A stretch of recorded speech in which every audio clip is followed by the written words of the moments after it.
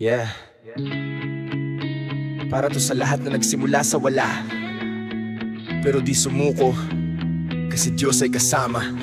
Let's go! Lumaki sa hirap, bitbit ang gutom, barya sa bulsa pangarap, sa bulong nilalait, tinatapakan ng mayayaman. Pero di ko sinukuhan kahit na ako'y sugatan, hindi pinapautang kahit na may sakit. Mata ng tao, puro panghuhusgat inggit. Nanay naglalako, ulam man o tirik, tinda sa kalsada, pang laman ng sikmura naming magkakapatid. Kahit madilim, may liwanag sa dulo, basta may dasal, hindi tayo matatalo.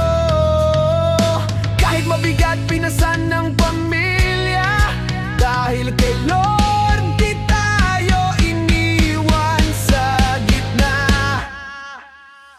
Dugot, pawis, dasal at pangarap, iyan ang puhunan, hindi kayang manako. Sa gitna ng unos, kami lumaban, kasama ang Diyos, di kailanman kami iniwan.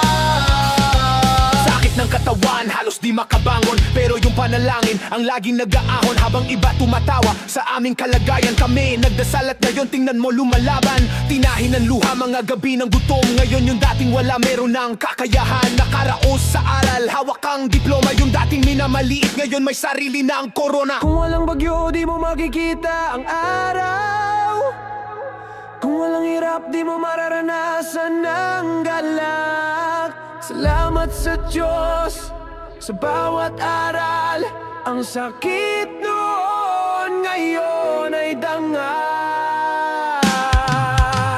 Dugot, pawis, dasal at pangarap, iyan ang apoy na di kayang mapatay. Mula sa putik, ngayon ay umaangat.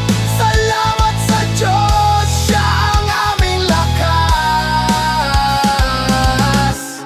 Kaya sa mga katulad namin nagsimula sa wala, huwag kang matakot mangarap, basta may tiwala. Dahil kung si Lord ang kasama sa laban, kahit gaano kahirap, tagumpay yan sa dulo, kaibigan.